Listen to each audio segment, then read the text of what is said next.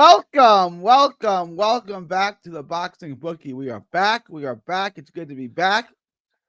I got a good one for you today. I got the man, Johnny from Johnny Says Boxing. Give us a shout out, Johnny. Where can everybody find you? What's up, guys? If you're watching on my channel, I say thank you. Go follow Gary at Gary 3D Boxing. If you're watching me on Gary's channel, Johnny Says Boxing on YouTube. We are converging right in the middle to come up with the best data info for you boys and girls to get this money. Let's do it. What's good? What's good, DJ? What's good? All right. We want to get into this Australian. A lot of y'all were asking me about the Australian card. I was like, I don't know these guys. I don't follow the club fighters, domestic fighters, whatever. I don't know these guys, Johnny. You do. Yep. I got a lot of questions about it, and I felt like an idiot. Like I don't know who these people are. Yeah, no, and this is why, like, I reach out to you on regional domestic American fight. It's the same thing. I live here. You live. Yeah. It makes sense that we can lean in on each other for information like this. So yeah, I'll let you lead the dance, man. Whatever you want to start. All right. So here's the card. And this is the whole. Is there anything else of note? Well, okay. Hang on. Yeah.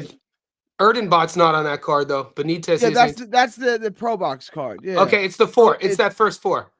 This one. Okay. Yep. So it's those first four.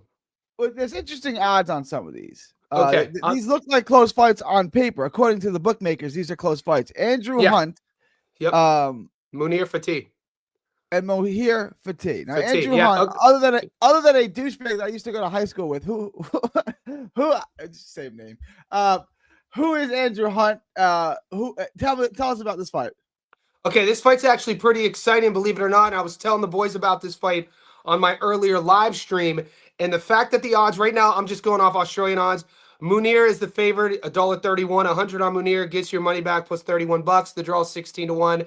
Hunt is not quite a 3-1 dog. Okay, Hunt has that young energy. He's a Tasman fighter. He's undefeated. He's aggressive. I haven't seen him live, but I've watched him, on the domestic level fight before. Not live. I've been in the crowd the last 3 fights Munir Fatih has had, and this dude has a cheering section. Munir Fatih, I went live. He was on the undercard of the Cesar Vaca Sam Goodman fight, and he knocked out Wade Ryan. And guys, Wade Ryan was a guy, doesn't have a perfect clean record, but he kind of was one of those guys with like a renaissance career in his mid-30s. He would, a tough out for anyone. And ironically enough, Vorobiev, who's in the main event on this card against Bala, got stopped against Wade Ryan. And Munir Fatih, in his step-up fight, starched Wade Ryan, made him look very average. And there's a lot of hype around Munir Fatih. I think $1.31. It's going to be fun. It's going to be exciting. I don't have props on this, but I would put an asterisk by Munir Fatih's name, not only in this fight, but moving forward as a guy to keep an eye on coming out of Australia. The kid has class to him. Do you remember Fatih? The name sounds great. Yeah, he made us good money earlier this year. That's yes, he did, Johnny. Yeah, the Cesar Vaca Sam Goodman card. We got him on knockout. We got him on knockout for like 280. He starched Wade. There you go. Shout out. So that's what I like. And I gotta be honest with you boys before we continue. There's 4 fights we're gonna talk about. If I'm being 100% transparent, I'm probably only gonna play 2 of them. Munir Fatih is one of them. The other one is Mai Soliman versus Jasmine Parr. I'm gonna play. I got action on. You got a video on that. You did a video on that fight. Yeah, I checked it out. Do you want to start? I'm going to do my own take on this. Yeah. Go ahead. No, I want you to play point here. I want you to break down the defense here.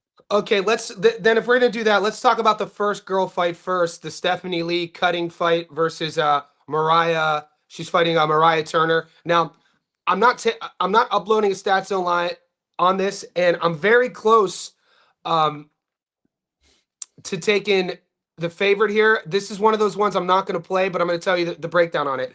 Stephanie Lee Cutter, she's undefeated boxer. She's a boxer puncher. Her style, she is, likes to kind of control the pace and dictate, where the fight takes place. She's fighting a real tough lifelong combat sports athlete, Mariah Turner. I don't know if you remember her name. She's a kickboxing champion. She does have one loss in boxing as a pro. She's come forward, volume, wants to get you out of there. These girls both could crack.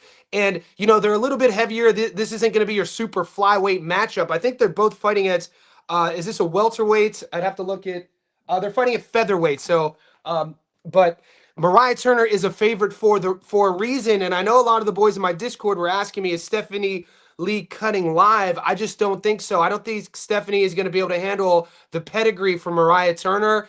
Am I betting on this fight? Probably not. If you guys are betting, I would take Mariah Turner on the money line because $1.47 is pretty good. We got around 250 to 200 is where she's at here. So about 2-1 is what we have. Yeah, and I think, you know, the way the punter, so Aussie gamblers are called punters. I learned that when I come. So if you ever hear me say the punters, that means the zeitgeist of the gamblers. So I feel with these ladies, the boys are looking at these odds, and I think money is going to be coming back on Stephanie just because she's a dog here. You know what I mean? And she's undefeated. But don't let that fool you. So if you are going to put Mariah Turner on your parlay, you should probably wait another day, because I think money will be coming in on Stephanie versus Mariah, and then it'll probably squeeze the odds a little bit closer. And if you want Stephanie, you probably should take her now. So I just want to confirm that Stephanie go now, Mariah wait for it. You think these odds are going to get closer? Yeah. I think they're gonna. Yeah, I think they're gonna get closer. I think because when you look at the records, you're gonna see the odds. You're gonna see one is undefeated, and they both have knockouts. So the average punter who really isn't gonna do as much film study, and they're just looking at odds, they're gonna put money on Stephanie Lee for sure. And it's a showcase fight for her. You know, she looks all the part. She has a cult fan base.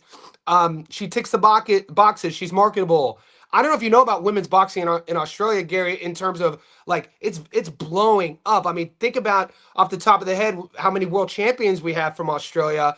And so Stephanie Lee cutting is kind of in that same vein in terms of what the promoters think what they have with her. I think she has her hands full against Mariah Turner. I want to address this real quick. Gary, and I'll let you address this too. Do we like Fulgham at minus 500? I don't like the price on it, but yeah, I'm doing the tape on it now. I'll have that video out for you guys today. Fulgham is better. He should win. I don't love minus 500 though. Fulgham by decision. Yes, I like Fulgham to win. But I'll let I'll pass the rock to Johnny too. Yeah, the boys are loving this fight for some reason. I've heard a lot of the guys mentioning in my Discord that DFG is on upset alert, and I mean, both guys have losses to. They both have fought Bektemir, so both guys have lost to Bektemir. I got to be honest, man. Me and you debated. It was one of our first debates like 6 months ago, and I had Bektemir, but up until that late knockdown, that's a DFG fight. You know what I mean? It was the knockdown swung things. So we're talking about a totally different matchup if that knockdown doesn't happen. And so Stevens is tough. I'm not playing this fight. I mean, I know some guys are like getting excited about chasing underdogs every week. Do I think the odds are too wide? Probably. Am I going to say that Stevens beats Fulgham? I don't think so, man. People still think they have a world champion with Fulgham. Yeah, no, and I don't disagree. I think there's world championship potential there. Me and Johnny, I'm not trying to sound, like whatever. Me and Johnny will tell you where there's an underdog that you should chase. Stevens is not the underdog. Fulgham's probably going to win the fight. I would say almost certainly going to win the fight. It's going to be ugly. You're going to sweat it out. And I don't like at minus 500, they're probably better bets than Fulgham. But if you really want to put Fulgham in your parlay, I'm 90% confident he'll win. You know what's interesting is what I've heard. I brought this up in my tape, and it's uploading as we speak. The Nick Flash Tiger Johnson breakdown and my prediction on it. I've seen the same narrative being passed around with Stevens, people are trying to like dismiss the first round knockout to Joshua James, and I've heard people try to spin this narrative like, oh, if a guy gets starched in the first round, I don't think too much of it. I'm like, what do you mean? And then they say the Yes same and thing. no. They Yes say and the no. Do same you thing about think Nick less of? Flaz. Let me Remember ask you a Flaz? question. Yeah. Let me ask you a question though. I didn't mean to interrupt, but because I No, think no, it's that's all a good. fair. I think that's a fair point. Do you think less of Tevin Farmer because he got starched in the first round by Kid Austin? See, do I think less of him at this stage of his career because he's a veteran? Yes, I do. But that's only because the variables. Because what was at stake, the type of preparation, what he's been through, what he's lost in his past, what he was fighting for, and for that to have happened, him coming out like that and allowing that to happen, I think, yeah, I Okay. look I look less of a but a guy who is what's your take on that? That and maybe it's because I took Tevin to win and I'm still salty. I took Tevin to win too, and if they fought again, I wouldn't weigh too much of that in there. There's a Oh, psychology that I could go into. I don't like fighting this guy, but if they fought again, I would give Tevin a fighting chance to win that fight. you think so? Yeah. Yeah, I, it I mean, was he got caught. He got caught early. he It got caught happened. cold. But Yeah. Mike, Have but you see ever that had an amateur fight where the guy comes out like shot out of a cannon and you're kind of yes, just it okay? was I like mean, it happens. You got every caught. It amateur, happens. literally up until a certain level, when you're a young kid, every time you're in an organized fight, even smokers, Yeah. your opponent's. That's what you just get used to, though. This fucking guy is just shooting his load in the first minute. You know that this is what tends to happen at the amateur level. Not like Olympic amateur level, but like you know what I'm saying. I look, Floyd took a risk doing that, and it paid off. But at the same token, Tevin's the veteran. Tevin's the guy who felt like he still had world champion caliber, and he's the one who came out cold. So I put the emphasis on the guy who got starched. Like, bro, you weren't warmed up in the back. Like, you weren't hitting pads. Like, what are we doing? You're coming out. You're a veteran. You should know this. So, yeah, here we Name go. any good He current Caucasian. he was Caucasoid. What percentage Caucasoid? Yeah, he was getting he was on my live stream yesterday talking about how he said word for word, the whites know how to talk about boxing, but the whites don't know how to box. I'm like, what are you talking about, man? Sonny Edwards and Charlie Edwards. I mean, They're, who's they're, it? they're they're Nick Caucasoid enough, are they not? isn't Charlie Nick Edwards is coming back. isn't Nick Ball world champion? Nick Ball. There you go. There's some Wasn't Caucasoids for you. yeah, what I mean, Sam Goodman was a world champion at what, 18? And then or at 22? Or he Sam Goodman is another one. Yeah, yeah, there you Sam go. Goodman. But I mean, why does it have But to it's be kind about of a trap question because white Europeans tend to be taller, right? People in Europe tend to be taller, so you're not going to have as many in the smaller weight classes. So it's like saying name a good Asian heavyweight. Well, that doesn't mean Asians aren't good fighters. It just means that they typically aren't heavyweights. Well, my opinion on this question, this is a low IQ question. I don't like playing this game. I feel like the idea of differentiating race in anything just means that you're operating at a low IQ. It's not really big business stuff. So that's my take on it. Yeah, I'm just interested what his point is, right? Like, let's say I couldn't name any white guy who was good under 135. Let's say I concede. He I was don't because we just did, but let's no say I he concede that point. he's And there are none. salty. He's salty that Kelly Pavlik knocked out Edson Miranda still. That's why he's Is that what it salty. is? Okay. No, no, no, no. I just made that up.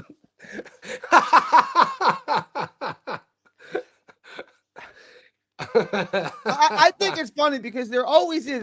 It's no other sport, but there is this underlying tribalism in boxing. There is. Oh, yeah, for sure. I don't like playing that game though. But yeah, I'm glad you brought it up. 79 in the house, holla. Virgil had me worried after the Boachuk fight. I've gone back. I've watched that fight 3 times now. I just watched it. I watched it last night too.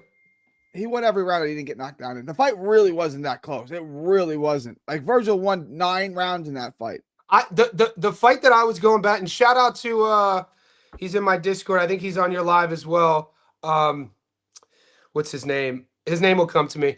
There's a lot of crossover. We have a lot of crossover. Like our Venn diagrams really intersect. Yeah, for sure. And I had just rewatched Madrimov and Verge, and I told him I was like, dude, Madrimov, that was a closer fight than people think, man.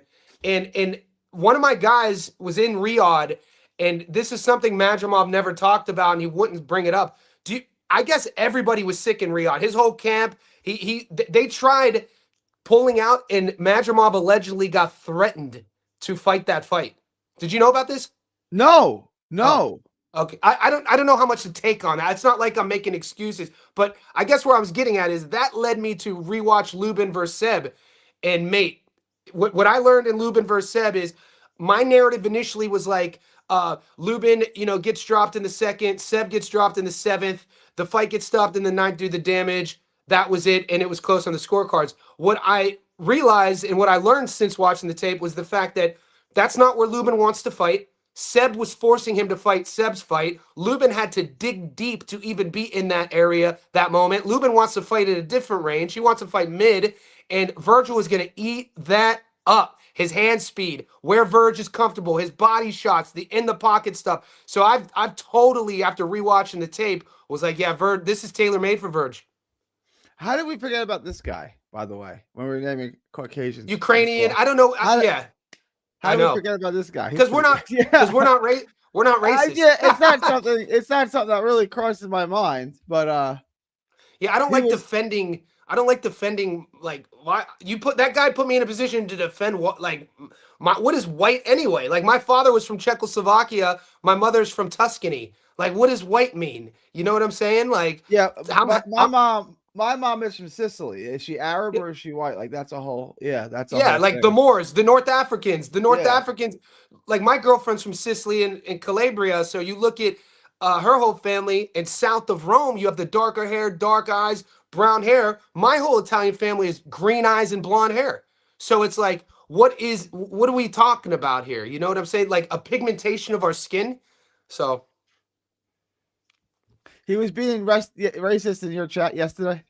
Yeah, he was.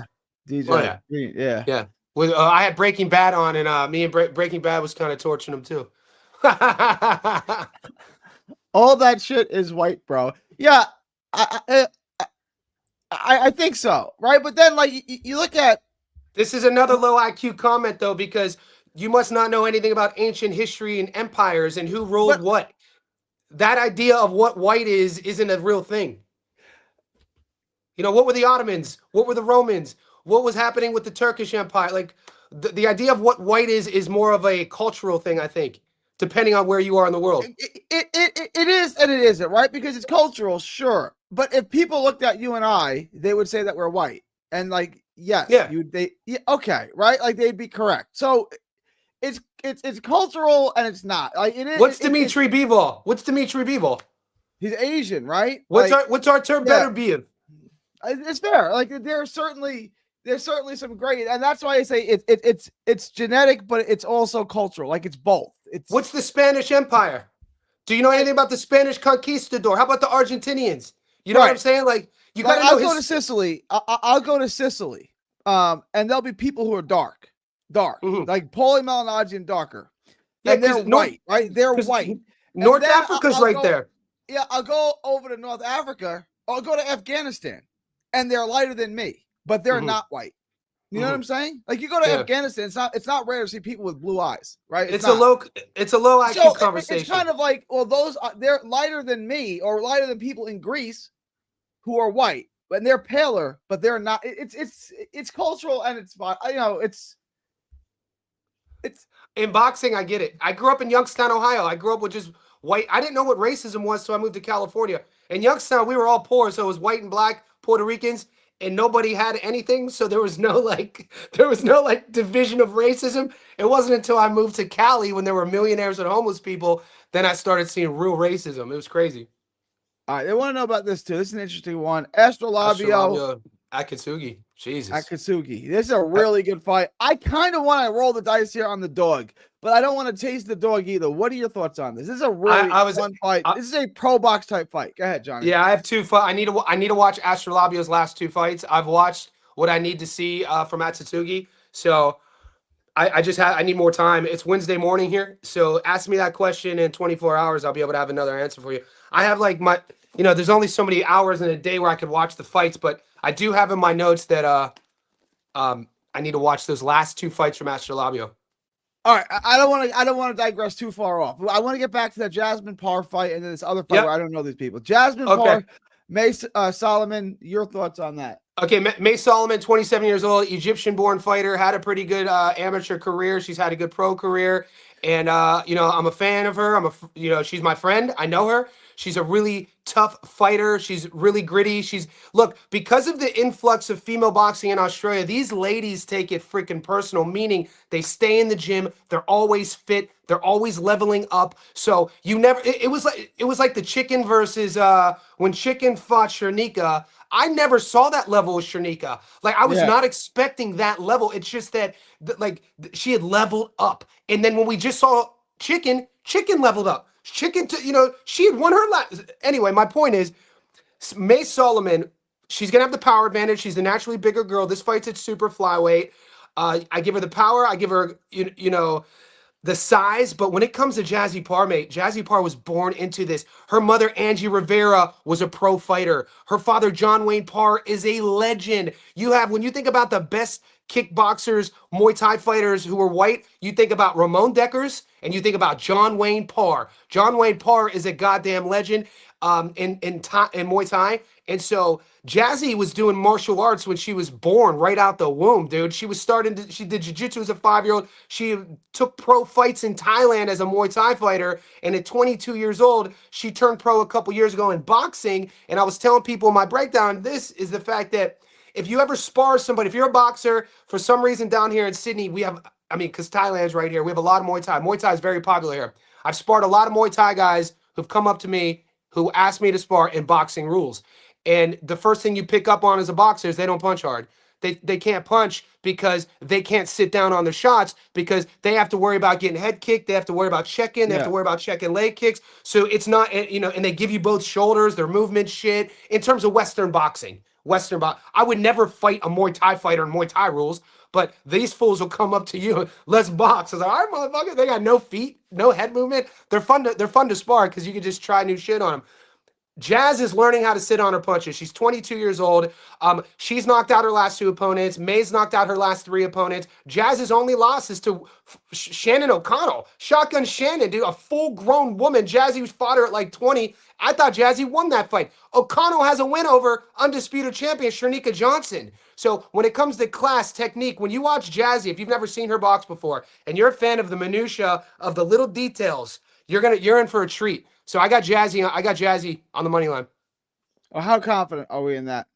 I'm 100%. Okay. I'm looking here at Mai Soliman. I'm gonna be honest. You know, I sent you. She's easy on the peepers. I'll be honest, bro. I sent you her profile 3 months ago to study up on her. You're right. This was her. You're right. Because I was at it was at the undercard. I was hanging out with She was supposed to fight her. It was right before the Sky Nicholson fight. It was that fight week because we had fights here in Sydney, and I was at the casino, and I told you about Mai. You're right. You did. Yeah, that's why the name. Okay. Yeah. Now pull up Jazzy. How's she on the peepers? She's gonna be rough on the peepers. Oh no, just watch. You'll see. Type in Jasmine Parr.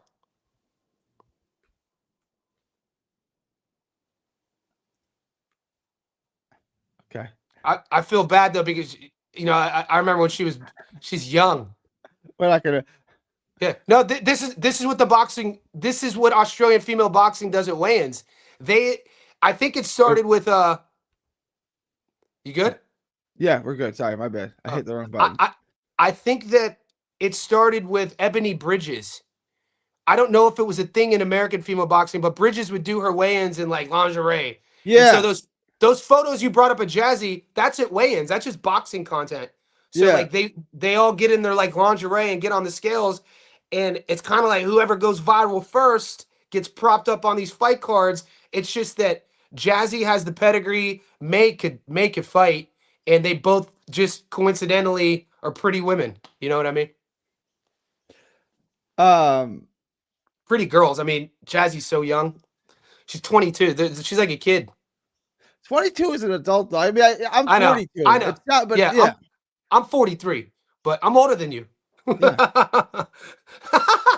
I'm out here. And then the last one, I don't know these fighters at all. Are we? Yeah. Bala and Sergey Vorbev. Yeah. Okay. So Bala was going life and death with Jin Sasaki. It was a good fight. Watch that fight. So we're taking Vorobiev. Is that what we're saying? Johnny, you froze up me a little bit. Uh-oh. Why is this? We lost Johnny. Johnny, you're back. We lost you for a second. Okay. So what did I get cut Mike off? says, "No way, Johnny, you're older than Gary." Why is that so hard to believe? Why? What? I think because I didn't have kids. Sometimes having kids is stressful. I don't know. I think age is a weird one, man. Age is a weird one. I don't like getting kids. We're not like women. You can have kids till Trump had a kid at 60. Al Pacino had a kid at 82. You can have a kid. You can have a kid. I don't like taking compliments for things like that anyway. So, but anyway, I was talking about Vorbev versus Bala. Bala was in life and death with Sasaki before the Norman Jr. fight, winning rounds, and got knocked out. And then Vorbev trains Bondi Boxing Club, Tony Delvecchio. He's been featured before. He's been a guy that they've propped up once or twice, and every time he's been propped up, things really hasn't gone his way. He got beat against Wade Ryan, and like I said, Wade Ryan got stopped in his last fight against Fatih. So I like Bala on this fight. I'm not playing it though. I like Bala. Okay. Yeah, I'm not playing it though. All right. So the only ones you're playing are Fatih and Parr. Jazzy. Yep. I'm taking those are the two I'm putting money on. But if I were to pick look, you guys are gonna probably talk me into it. I'll do an Australian parlay. I'll put a little bit on all four. If I had to pick all four, it's Parr, Fatih, Mariah Turner, and Bala. But just for the audience, I'm gonna pull this up. Just for the audience, and I want to share this. You would sign off on this parlay. Parr and Fatih. Yeah, it's minus 134. That's not bad. You would sign off on this? I have action on that. There you go, guys. Yeah. We got a parlay from Johnny. There you go. Yeah. The boys are gonna get nothing to do with it unless it hits. Then it was my idea too. If it misses, course. It's only Johnny's idea. Yeah. Burn the house down, baby. Burn the house down. All right. I do want to get to the rest of the fights. We do have a big fight weekend. We got a lot. Start with Tiger Johnson and Nicholas Flores. It's a great fight. I'm really impressed with what Tiger Johnson has done his last couple of outings after what seemed to be a disappointing start to his top-ranked career. He's turned it up a bit. He still doesn't have much power. He kind of reminds me of a high level Eddie Hearn type fighter where he's just kind of boxing from the outside. There's no next gear, but he did show a little bit in the Kenneth Castaneda fight. So let me pass you the ball and you break down a fight everyone's interested in. I think the best fight of the weekend. I can't wait for this fight. Okay, so let's first do our little triangle math deduction. Nick Flas fights Janelson, gets knocked out in the first. Tiger fights Janelson, pretty much beats him every round. That was Tiger's last fight, 2nd and 47. That fight was close, Johnny. Boca Chica was competitive in that fight, I thought. I had maybe you can give Janelson 3 rounds. I was at that fight. Where was that fight? I was there because I interviewed Boca Chica before the fight. And was it in Philly? Was it in Philly? Or Jersey? No. It was a top-ranked card. Where the hell was that? Somebody look that up. So anyway, I don't think it was controversial at all. It wasn't controversial. Tiger won, but I thought Tiger did close. Was it 10-rounder? 7-3 Tiger, 6-4 maybe, but Janelson definitely lost. Yeah, Janelson definitely lost that. He definitely lost that fight. Okay, one quick question. Do you think both women's fights go the distance? Just real quick. Both women's fights. I think Jazzy versus May definitely goes the distance. Mariah and Cutting, they could crack. Like I said, I'd probably play a I don't know, man. Probably, yeah. I don't like playing stoppages on feet. Virginia. That's where the fight was. It was supposed to be the Keyshawn card. Keyshawn... We got blacked out from that. We didn't get to see that fight card. Okay. Damn it. I had to watch it late. But I don't, unless your name's Gabby Fundora, I'm really not taking girls on stoppage. What about what about Dubois? Dubois fun to watch. She's gonna stop people too. She stops people. Yeah. Yeah. I just haven't really won. I haven't really bet on her to win. I mean, historically, where I've won my money has just been on Gabby by stoppage. But where I was at though with Tiger is the fact that this will be his third fight. People look at Kendo Castaneda. I'm glad you kind of gave Kendo a little bit of flowers. His record won't say it. He's tough as nails. Fighters know. Kendo's The one of my fighters. good friends, like one of Yeah. my good in real life friends. I love Yeah. Kendo. Fighters know about Castaneda. That dude's tough as nails. Tiger looked like he was proving something. So I shared some insider info, whatever you want to call it, in my Discord. I shared some voice notes with my guy, and he's been with Tiger since the amateurs. Been with Tiger since the Olympics. But he's not in his camp. He covers all of boxing. It's like how you cover Texas fighters. He covers Ohio, and it's not made public, but Tiger left Pernice Brewer. So Pernice has been Tiger's coach since Tiger's, I think, third pro fights, and was with him up until. And he told me that he was like, "You guys will find out when during fight night." But Tiger has a new camp. I think a lot. I love when I see an undefeated guy or a guy who comes off of a win change camps. I'd much rather see a guy change camp after a win than a guy who changed camps after a loss. Sort of like Tim's. We see it all the time. Yeah. Guys get the first L, they clean house. But Tiger's doing this from an offensive standpoint. Man, the kid is super technical. I like how he fights off the back foot. I like his 1-2. I like his right hand. With Nick Flaz, man, He's got to come forward though. He's got to come forward more. Like, you can't Nick win Flaz at the is highest slow. level if you can't come Flaz forward. is slow, no head movement, decent timing. He doesn't hide anything. I think Flaz is pretty basic. He's tough though, and he's charismatic. He's tough though. You can beat you. Mikey Garcia is basic. Like you can win being basic. I wouldn't be shocked if I take Tiger by stoppage. I'm not taking Tiger by stoppage. I want to just ramble here. I like, so we both like Tiger. I love Tiger by decision. I like it to go over. Yeah, that's the move. That's the move. When Mayer called Sandy Ryan a trashy woman, I don't remember this. She was projecting, I reckon. Did this happen? I don't know, but Michaela Mayer's never going to win Women of the Year. She's never. I've met her. She strikes me as a person who's mean to the waiter. Like she really does. You know what she strikes me, and this is only because I grew up with 3 sisters, and they're not like this. My sisters are beautiful people. Michaela reminds me of just a girl who's been around guys her whole life, been around guys in a locker room her whole life. She's and she's a champion, so she has something to prove. And she's never been able to compartmentalize that edge in the gym versus the edge on how to treat people outside the gym. That's how I see it. I don't like her. I've talked to her before. I talked to her and Christina Ponce when they were the first ever women panel doing a fight, right? And I just don't like her personally. Yeah, I get it. I understand. She's a great fighter. Like, I think she's excellent. And then, like, after the Sandy Ryan fight, the first one at the Garden, I was there. And we're doing the post-fight interview. And she said a lot of people think that Sandy Ryan won. Someone said that. A lot of people thought it was close. And she goes, "Who thinks Sandy Ryan won that fight?" I said, "Everyone ringside thought Sandy Ryan won." And she's like, "Really?" Like, yeah. You said that? Yeah, it's true.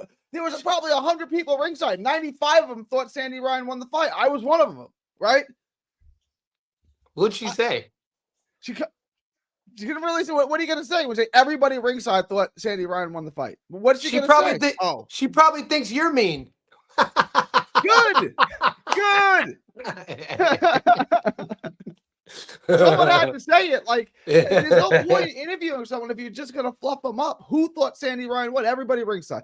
Everyone said the same thing. It's very close, probably 6-4 Sandy, right? Everybody said the same thing. It was close. It was close. All right, this guy's entertaining me today. Here are some notable American Caucasian boxing analysts: Max Kellerman, Jim Lampley, Mark Kriegel, Teddy Atlas. There hasn't been any global boxing superstars that's Caucasian. Thank you. So Lomachenko and Usyk aren't superstars. All right, extraordinary. Tyson Fury isn't a superstar. Okay. Usyk. All right. I guess Usyk's not a superstar. Yeah, I guess not.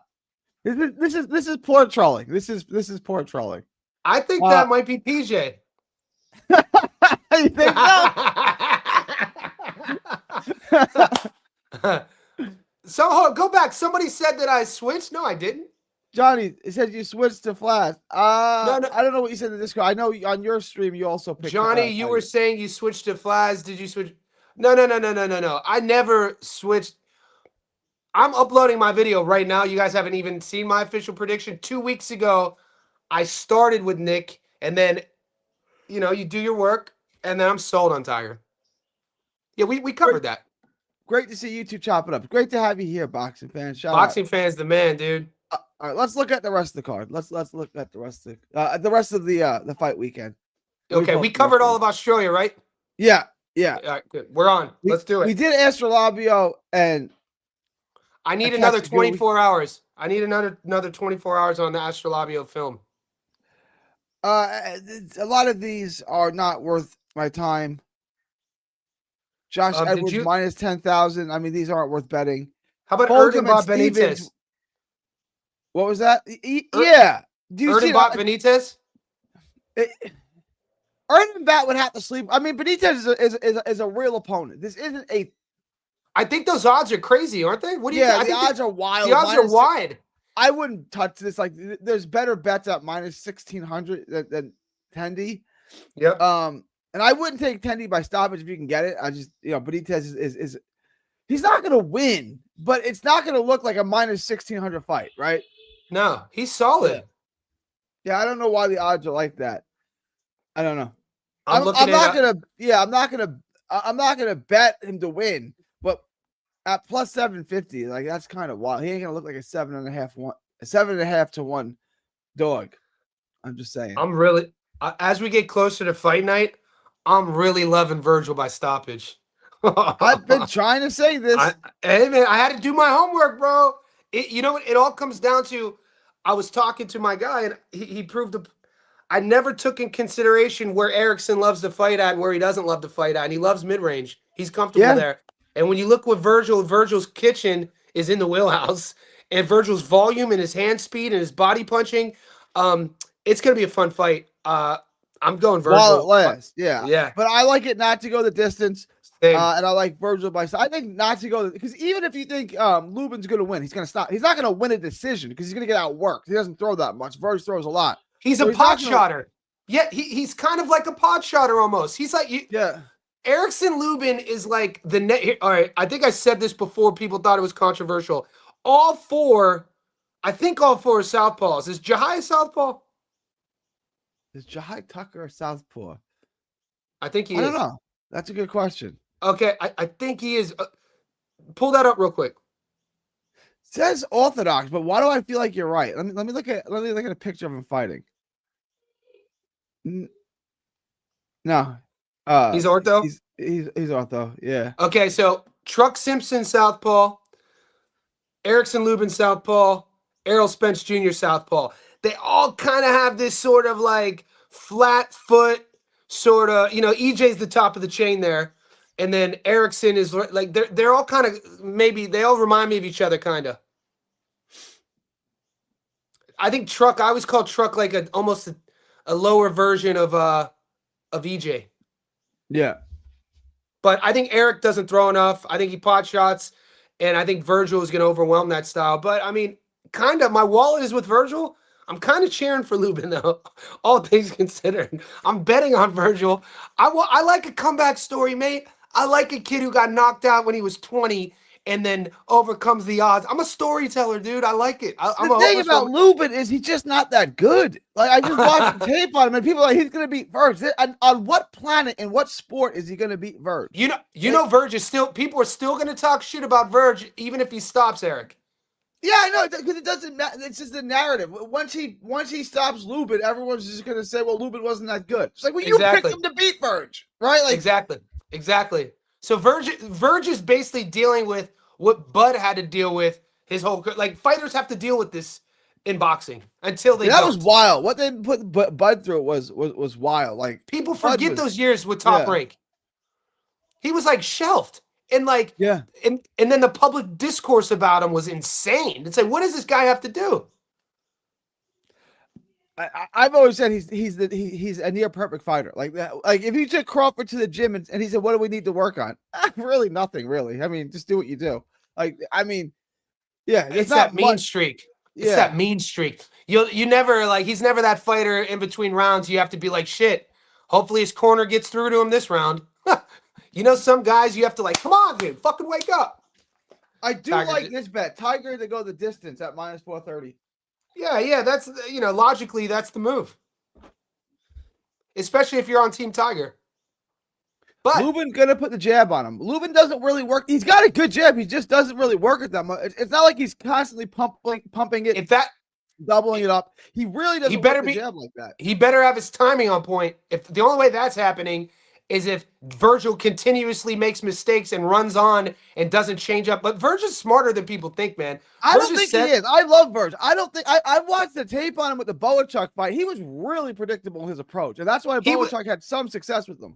Well, he was watch the fight prior and watch how he fights before he gets knocked down. He was fighting with his ego. He was fighting emotionally. He wanted to get it back. So that's not necessarily like who he is, and I think he's going to learn. He's still 27? He was 26. Yeah. I think when he fought Boachuk, and he had only had a few fights at 54, and a couple of them were first round knockouts. He's still proving those doubters wrong in his head. Watch what he posts on Instagram. It's always this sort of like really kind of like, all right, I'll show you sort of thing.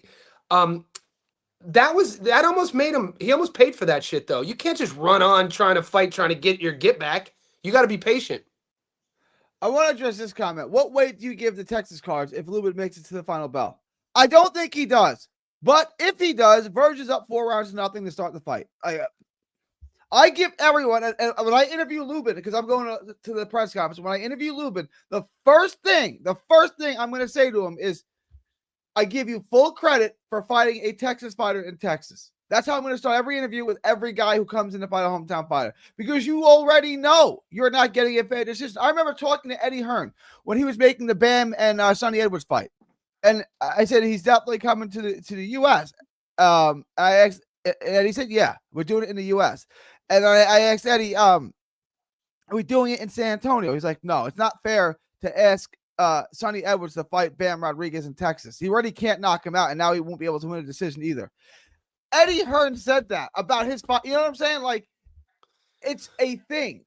Like, Paulie Mellon, Chris Algieri was on a Pro Box card, said Texas judges really like aggressive fighters. And Paulie Mellon nodded, said, "You know what else Texas judges like? Texas fighters." It's evident, like, it is evidently true. Going all the way back, right? It's just true. So, yes, like, that is a real thing. I said this in the chicken fight. If that chicken fight, in her last fight with Lourdes, if that's somewhere else in the country, chicken loses wide. Why? But it wasn't. It was in Texas. What's your opinion on how they're moving Eric Priest? I'm not that high on Priest. Like, he's good. He's still fighting guys, like, he's ranked in the top 40. He's fighting top ranked. I mean, not top. Golden Boy does this with all their fights. They did this with Verge. They did it. They do it with Kid Austin. This is what manufacturing. We get it, but like, I want to see. He's still only 26. Okay, I thought he seems older. I guess he's only 26. I want to see him step up though. Jesus. I agree with my man Bipolar here. Verge getting better and better. I think he stops Lubin with a body shot. I agree. Yeah, I can see that. That's Team RGBA. Eddie Hearn got the gift of gab. Talked Sky's draws off. He's definitely got the gift of gab. His father being a multi-millionaire helps too, though. He doesn't have to speak when his father created Matchroom, the whole empire. This is we're gonna have male improvement right here, guys. Okay, does having millions of dollars and having a famous daddy help? It doesn't hurt, right? That's for sure. Women don't love money as much as you think that they do. And I can prove this in a couple of ways. Men work more overtime than women because men value money more than women do. Men go into higher paying professions than women do because men value money more. There's been studies done. When men are on a job interview, the question they ask is, how do I make more money? How do I get a promotion? Can I work overtime? When a woman goes on a job interview, she asks quality of life questions. She asks questions like, how much vacation time? How much time off? What time do we leave? Right? Those are the questions that they ask. I do a lot of work with homeless people, right? With my ministry, we do a lot of work with the homeless people. You'll see a lady bum who could sleep with someone else, but she stays with that male bum because she's with him. Women value security. Money is a form of security, but women don't value money as much as you think that they do. Men value money more than women do for the reasons I just named. I just want to do a little male improvement on that as well. What can get a woman? Sure, some women are impressed with money, some are. What they really are impressed with is confidence. You could have all the money in the world. If you don't approach a woman with confidence, you're either going to strike out or she's just going to use you for stuff. Go You ahead. forgot with the male who's going for that job. What are his intentions with going for that job? He wants money to get the draws off. It's status. It's status. I mean, it's a look, money helps. That's all I'm going to say. It doesn't money, hurt. It money doesn't. definitely helps. But we've all seen this. We've all know a guy who's got a ton of money who can't get any chicks, right? Yeah. They made a show about it called Matchmaker Millionaire. There were a bunch of guys that are millionaires who couldn't get chicks, and we all have a friend who's broke and fat and pulls girls left and right. Why? Because he has confidence. It's all about talking to him, right? Like, and money can't help you approach him with confidence. It's just a fake it till you make it thing. I love all the memes going around since Trump. Or since, I don't know, I'm not in America. I love all the memes going around. Maybe. I love all the memes going around since I guess with the EBT got cut or something, and the boys are like, the girls are back, $40, $20 at McDonald's, baby, we back. Anyway, it's an interesting one. Women initiate divorces more than men. Check out the domestic abuse rates between women on women relationships. That's the crazy one.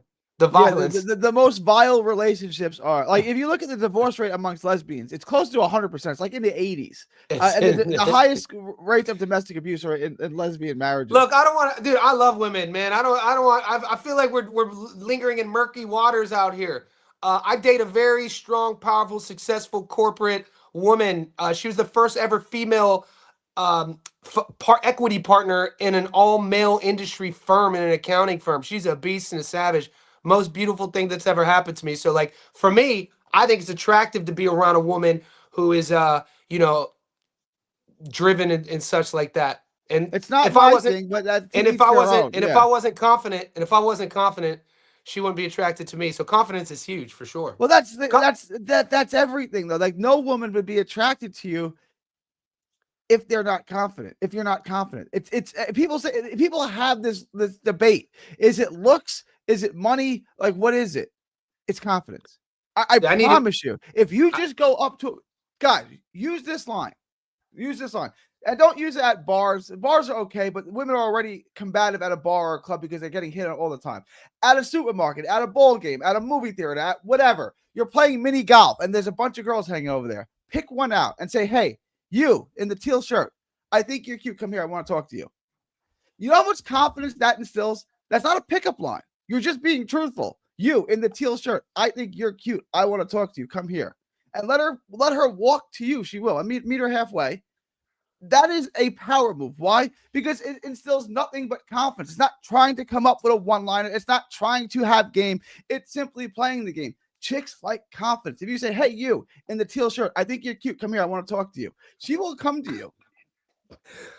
Yeah, man. I definitely have never gone up to a girl and done that though. But because you're still like, well, what's a good line to use? What's good game to have? When I was single, actions, mate, like, dancing, making a girl laugh. I've always used humor. So laughter is great. Laughter is great, but you have to be funny to do that. What if you're not funny? Right?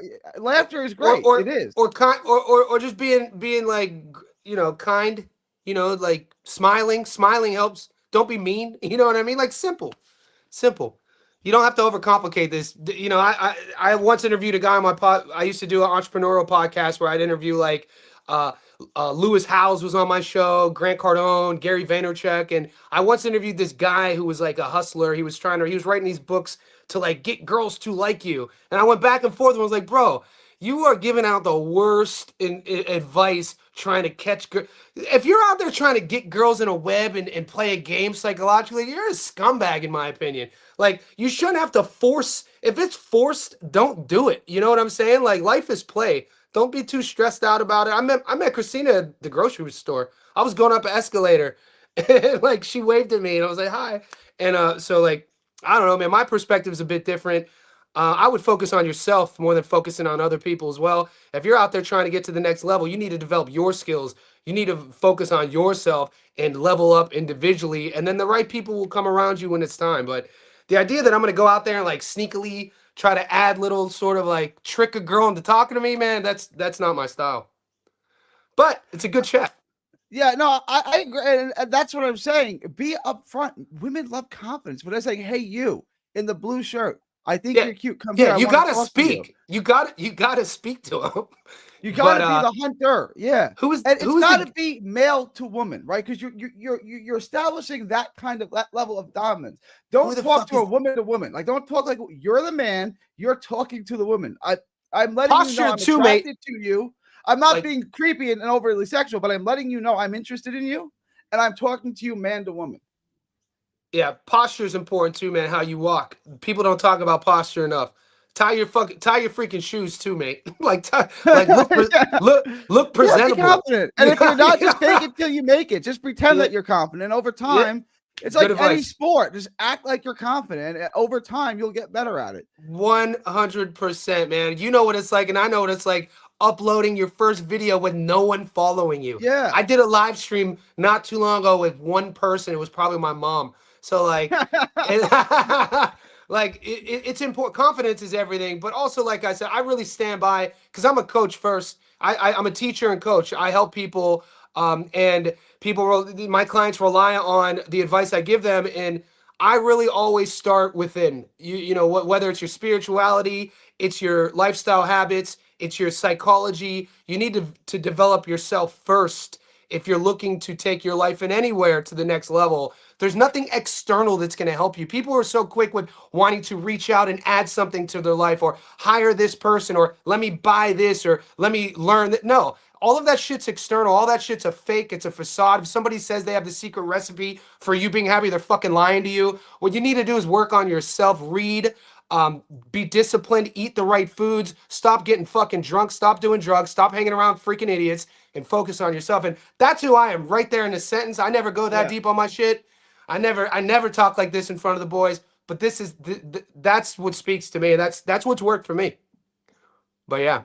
Yeah. I No. hate con artists. I hate Yeah. con artists, mate. That's what the guy I was interviewing on that podcast was like pitching a book to like get girls to sleep with you. And I'm like, bro, yeah. But you're right. Be confident. Life coaching. Don't call us a That's life the coach. male improvement. You can, me and Johnny have a new podcast coming Yeah. out. Male improvement. Yeah, dude. Level up, man. Round 13. Yeah, no, I think the best advice that you can give to young men, and by young men I mean college age men, men in their 20s, right, is just be the best version of you. Just be the Yep. best version of you, and then be confident in approaching women, and they'll fall to you. Right? The mistake that so many men make is creating a character of themselves. Yeah. Sooner or later, that woman's going to find out that the stuff you told, and we've all done it. We've all made up stories to tell women to try to get them to sleep with us. We've all done it, right? Yeah. Ultimately, it's gonna, and maybe you play your cards right that night and it works one time, whatever. It's not a long-term game plan, right? The long-term game plan is to actually become that man that you're pretending to be, right? Build yourself up, be that man that you're impressed by, that you want to put this woman, this version of you in front of women, because women will like this man. Be that man. Be the best man that you can be. My cheat code is being 6'6". It helps. It's better than being 5'6". Yeah. But even if you're 5'6", the game is the same. It's just going to be a little tougher on you. Being 6'6" helps out. we appreciate the honesty, Carmen. I like it. 6'6". What was it? What's the Texas rapper? Slim Thug, 6'6", long dick hustler, still repping. Dude, I used to be on that Paul Wall and Mike Jones and Slim Thug, dude. When that Swisher House, when that came out, boy, they don't know about that. Swisher House, what? But yeah, dude, we got deep, man. I like it. I'm all for it. And always assume the close. Here, do you want to get a drink with me? No, wrong. So I have an hour. I don't have a lot of time. I have time to get one drink because I'm meeting up with friends. But I'm gonna take you for one drink now. Let her say no. She's gonna say. See how you say? You can ask any salesman. Assume the sale. Anyone that sells cars for a living. They don't ask. Would you like to buy this car? Here's the terms on the car. Come with me. Yeah. I didn't Well, ask you to buy anything. I have an hour. I have time for one drink. I don't have a lot of time. I'm gonna buy you a drink. She will yeah, come with you. directive. It's Yes. just, Do you want to get a drink with me? Well, you give it her an out. Don't give her an out. Why wouldn't she want to come with you? It's ridiculous. That notion that she wouldn't want to come with you. It's but bro, absurd. Of course she does.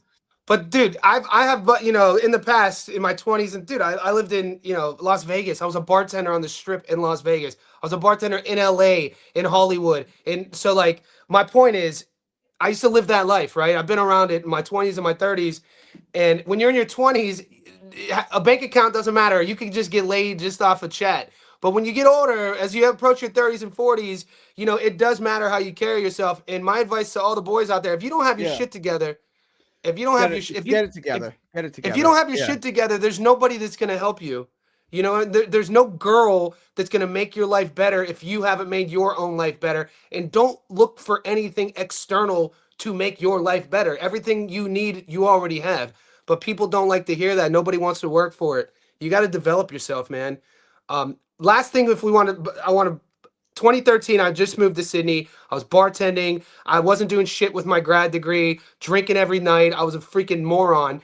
And I get to Sydney and I told myself, I'm never working in a bar again, and I'm going to work at a health club. I hadn't worked out in like 5 years. I was a lifelong athlete, but I spent the last 5 years just drinking, partying, Yeah. doing blow, acting like an idiot. And I get a job at a gym selling memberships, and I had to like get people to join the gym, right? And then I remember the first day I see this dude on the pull-up bar. He's doing pull-ups. So I was like, I wonder how many pull-ups I could do. And I could do one. And I told myself, from that moment onwards, I'm gonna make myself do a set of 100. I'm gonna work myself up to do that. And then I remember I filmed my first time hitting a heavy bag. And I hadn't hit a heavy bag since I was 14. I upload, it's on Instagram. You go through my videos and it's up there. And I was 30, I think. I hadn't hit the bag since my parents made me quit boxing, and I looked horrible. And I uploaded it because I told myself I'm showcasing this because I know I'm not going to quit. I know I'm not going to stop. And there'll be a time when the video looks a lot different, and I'll have this as a receipt to look at. And with the pull-up story, during the pandemic, I did this contest, an hour. How many pull-ups do you think you could do with a 60-minute clock if you were like, That's a great question. I don't know. I don't know. That's a mine's really up on good question. YouTube. You could go see mine. How many do you think I did it with a How 60 much minute do you clock? weigh? How much do you weigh? At the time, I was 84 kilos, so 188 pounds at the time. 35. 35. So in an hour, how many? I don't know, because I'm thinking like if you do 10 and then you take a little break, you do, I don't know, 40, 50, how many could you do? Not in a minute, an hour. Oh, yeah, I don't know. Because your arms are going to fall off at some point. For the whole hour. So, boys, what I'm about why to don't you tell just you, tell us the answer? Yeah, I don't know I the did answer. 536. Oh, wow. Pull-ups? Yeah, pull-ups. And the video's on my YouTube. So All right, I'm I'll check it out. I'm a strength coach. So what you do is you just put the clock on for an hour, you count down, and you just do as many as you can. Pronated grip wide here. And so I remember how it felt to not be able to do one pull-up. And now Yeah. I could do sets. I do sets of 30, like in one set. Okay. But it's my point was nobody's gonna save you. You have to fucking Yeah. change yourself. And now That's the best part of being a man is understanding that no one cares and no one is coming to save you, right? yeah. I can't tell you like how many homeless shelters there are, right? The home, I need a place to say, oh no, this is for women and children. What about me? You can die in the streets. We don't really care, right? Like Chris Rock said this in '96, right? Like only women, children, and dogs are loved unconditionally. Men have to earn that. What is so? Entertainment says respectfully, Johnny and Gary are the last people that I would take advice. And that comment, that's fine, is wild to me, all things considered. Were you pulling girls in your sailor outfit? I wasn't in the military. My sailor outfit. Someone said that you were wearing a sailor outfit on your live. I didn't see this. What is this in reference to? I dressed up for Halloween 2 years. Last year's Popeye maybe, but my life. All right, I don't know. I've heard someone else mention this too. I don't know what it's in reference to. I wasn't in the military, but the whole thing I did. I'm fortunate enough to have dated some amazing women in my past. Like when I look back on my exes, I love all my ex-girlfriends. Like it was the best advice anyone ever gave me. One of my mentors in college said, what tears the male mind apart is the regret from failed relationships. So he told me when I was 24, he said, I only look back at the girls I used to date when what they meant to me when they were at their best. I only look back at my exes when I love them. So when that dude entertainment said that, don't take advice from me. I've been No, it's fine. involved. Yeah. I've been involved with some amazing, successful, educated, beautiful women, and I'm currently involved with Christina's the love of my life. So don't take advice from me. you know, I offer the advice. If you think it's bad advice, don't take it. That's I fine. literally had 3 weeks. Yeah. My undergrad is in psychology, so I have a bachelor's in sports psychology. And for you, bipolar, to admit that on this platform, thank you for being that open with us, man. Yeah. And it's good to have you back too. It's good to have you here. 100%, brother. Dude, bro. That you being that vulnerable with us, man. Thank you. You had a short dancing. Oh, that was Halloween, baby. That was Halloween. So you had a short dancing in a sailor outfit. You took it down, played it. Oh, I'll post that shit right after. That was from Halloween last year. Oh, dude, you can see me. I grew up dancing. See, these boys get kind of insecure because they probably don't know how to dance. I grew up hip hop dancing. You can see you can see all the shorts on my channel. Go to my YouTube. What are you talking about? They're all up there. Johnny, this was good. I gotta wrap. We've been live for an hour. I gotta end this. This was good. What day is it, bro? I'm in like a Gary. You got me in a Tuesday vacuum. night for me. It's Wednesday morning, Wednesday afternoon. I don't know. It's about Wednesday at noontime, your time. It's Tuesday night for me. Hey, man, I want to say thank you to all your people, the ones who agreed with us, the ones who disagreed with us, the ones who were vulnerable with us. Gary, I tell you all the time, that's what we're doing, brother. We're building a community here. Absolutely. Not only boxing picks and boxing breakdowns, but also male improvement, which we started today.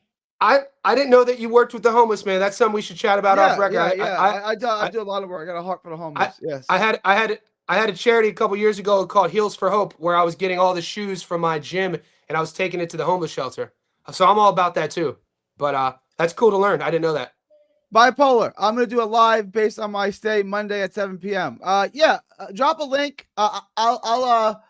You want to come on my show, talk? Tease it a little bit. Feel free. But you want to come on, do a commercial, tease your live. Let me know. These are important chats to have, man. Yeah, we lost. Sure. Think about who we lost just in the last month, man. Unbelievable in boxing. It seems like we lose somebody from mental health like every month, every week in boxing. Ricky Hatton, man, freaking horrific. Yeah. Her father too. He got kids he left behind. Obviously, Campbell and others. I think. Yeah. Dude, the people, his basically mentor found him. Oh, mate, nobody likes talking about it. I had a good friend in college who got up. Went to college in New York. He moved to San Francisco and joined Green Corps Peace, like some environmental thing. There you go. Yeah. Over by Stanford, near San Francisco. And he had a bunch of roommates who all went home for Christmas. They came back. They found him literally hanging there when they came back from Christmas. Heartbreaking, man. Yeah. It's a real thing. He's like 23 years old. Shout out to him. He was a baby. He was a baby. Horrible. All right. I got to wrap. Guys, check out my Sailor video, boys. I'm posting that Sailor video. Oh, Johnny, hang on. I need you to hang on 1 second. Just don't. Okay. I'm going to end this, guys. November 4th, 2025, from Texas to the world. Thank y'all, and God bless. Don't miss a tweet, post, story, or video. 3D Boxing is on Twitter, Instagram, and Facebook. Hit the subscribe button now to stay inside the ring.